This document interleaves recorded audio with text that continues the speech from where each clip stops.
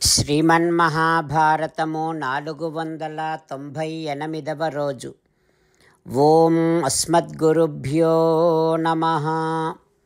నారాయణం నమస్కృత్య నరం చైవ నరోత్తమం దేవీం సరస్వతీం వ్యాసం తతో జయం ఉదీరయేత్.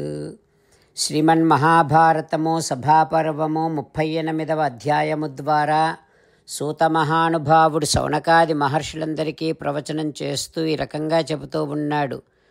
ఓ మహర్షులారా, వైశంపాయన మహర్షి జనమేజయ మహారాజుకు శ్రీమన్మహాభారతాన్ని ఉపదేశం చేస్తూ ఇలా చెబుతూ ఉన్నాడు. ఓ రాజా, భీష్మ పితామహుడు ధర్మరాజు చేస్తూ ఉండేటటువంటి రాజసూయయాగ సభలో శ్రీకృష్ణుని ఎదురుగా ఇతర రాజులందరూ వింటూ ఉండగా ధర్మరాజుకు శ్రీకృష్ణుడు సాక్షాత్తుగా శ్రీమన్నారాయణుడే అని, ఆ శ్రీమన్నారాయణుని యొక్క అవతార విశేషములను వైభవాన్ని తెలియచేస్తూ అందులో నారసింహ అవతార వైభవాన్ని తెలియచేస్తూ ఈ రకంగా చెబుతూ ఉన్నాడు భీష్ముడు. ఓ ధర్మజా, ఎప్పుడైతే హిరణ్యకశిపుడు అందరినీ బాధ పెడుతూ ఉన్నాడో అప్పుడు ఆదిత్యులు, మరుత్తులు, దేవతలందరూ చతుర్ముఖ బ్రహ్మను ముందు పెట్టుకొని క్షీర సముద్రానికి వెళ్ళి శ్రీమన్నారాయణుణ్ణి సమీపించి అందరూ శరణు వేడుకున్నారు. ఈ రకంగా అంటూ ఉన్నారు శ్రీమన్నారాయణునితోని. త్రాయస్వనో అద్య దేవేశ హిరణ్యకశిపోర్వధాత్ త్వం హి నః పరమోధాత బ్రహ్మాదీనాం సురోత్తమా. ఓ దేవేశ, ఓ సురోత్తమా, హిరణ్యకశిపుడిని చంపి ఇప్పుడు నువ్వే మమ్ములందరినీ రక్షించాలి.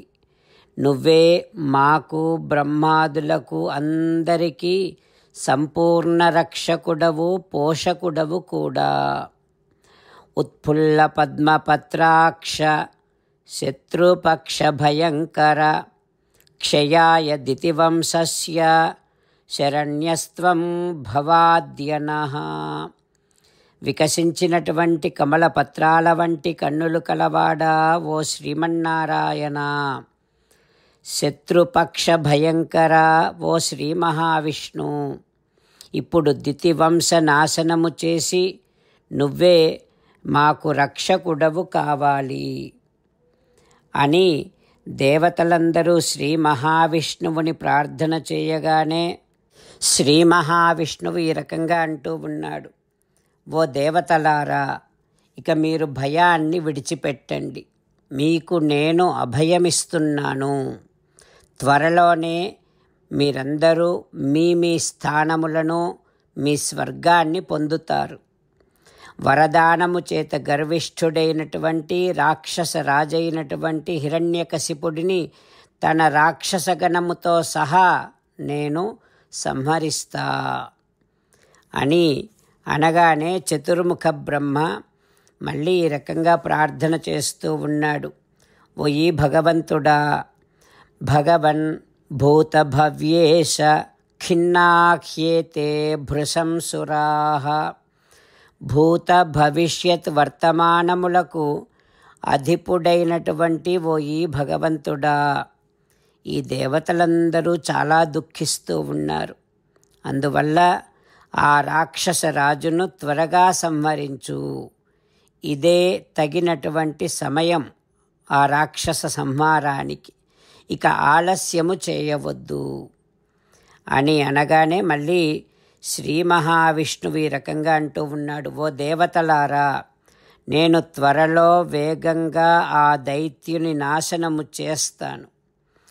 అందువల్ల ఓ బ్రహ్మ, నువ్వు ఇక దేవతలు అందరూ సుఖంగా ఉండండి, త్వరగా స్వర్గానికి వెళ్ళవచ్చు అని శ్రీ మహావిష్ణువు దేవతలను ఊరడిస్తూ ఉన్నాడు అంటూ భీష్మ పితామహుడు శ్రీమన్నారాయణ శ్రీకృష్ణ భగవానుని యొక్క పరతత్వ స్థాపన చేస్తూ ఉన్నాడు. ఆ తర్వాత ఏం జరుగుతుందో రేపు తెలుసుకుందాం. జై శ్రీమన్నారాయణ. జై శ్రీమన్నారాయణ. అమ్మా నాన్నలకు సాష్టాంగ నమస్కారం చేద్దాం. మన ఆచార్యవర్యుల శ్రీచరణారవిందములకు సాష్టాంగ నమస్కారం చేద్దాం. శ్రీ వేదవ్యాస మహర్షుల వారి దివ్య పాదారవిందములకు సాష్టాంగ నమస్కారం చేద్దాం.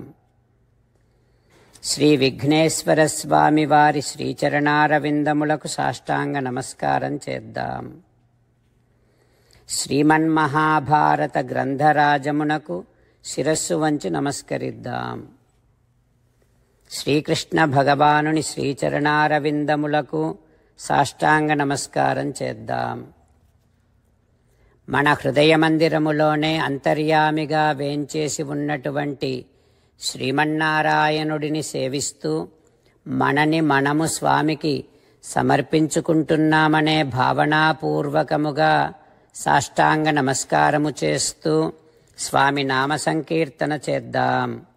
శ్రీమన్నారాయణ నారాయణ నారాయణ శ్రీమన్నారాయణ నారాయణ నారాయణ.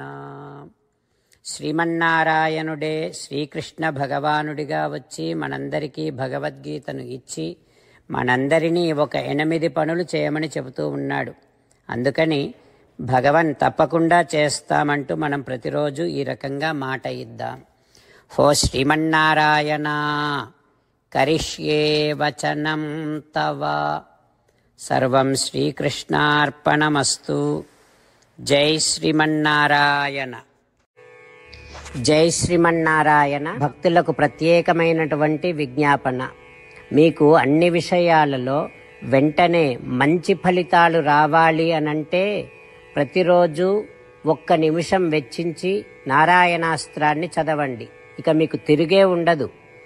నారాయణాస్త్రాన్ని పొందడానికి మీరేం చేయాలంటే నారాయణాస్త్రం అనే వెబ్సైట్కి వెళ్ళి మీ పేరు మీ ఈమెయిల్ ఇస్తే మీ ఈమెయిల్కి నారాయణాస్త్రం PDF వస్తుంది. అందులో ఒక రామాయణ శ్లోకం, ఒక గీతా శ్లోకం, ఒక విష్ణునామం ఉంటాయి. ఆ 3 కలిపి నారాయణాస్త్రం అంటాం. ప్రతి ఒక్కరికి వేరువేరు శ్లోకాలను ఇస్తున్నాం. ఆ రకంగా ఎవరి శ్లోకాన్ని వారు ప్రతిరోజు తప్పనిసరిగా చదవటం వలన ప్రతిరోజు ప్రతి 24,000 భక్తులతో ఒకసారి సంపూర్ణ రామాయణ పారాయణ, 33 సార్లు శ్రీమద్ భగవద్గీత పారాయణ, 24 సార్లు శ్రీ విష్ణు సహస్రనామ స్తోత్ర పారాయణ జరుగుతుంది. ప్రతి ఒక్కరికి అంతటి విశేష ఫలితము ప్రతిరోజు లభిస్తుంది. అందుకని మీరు మీ కుటుంబ సభ్యులు అందరూ ఒక్కొక్కరు ఒక్కొక్క నారాయణాస్త్రాన్ని వెంటనే పొందండి. జై శ్రీమన్నారాయణ. శ్రీమద్ భగవద్గీత సారాంశముగా 18వ అధ్యాయములో 65 నుంచి 69 శ్లోకముల ద్వారా శ్రీకృష్ణ భగవానుడు మనందరినీ ఒక 8 పనులు చేయమని చెబుతూ పరమాత్మ ఈ రకంగా అంటూ ఉన్నాడు. ఎవరెవరైతే నేను చెప్పిన ఈ 8 పనులు చేస్తారో వారందరూ నాకు చాలా ఇష్టమైన వారవుతారు. అప్పుడు వారిని నేను సకల పాపముల నుండి సకల దుఃఖముల నుండి విముక్తులను చేసి నా అంతటి వారిగా చేసుకుంటా, తరగని ఆనందాన్ని అనుభవింపచేస్తా.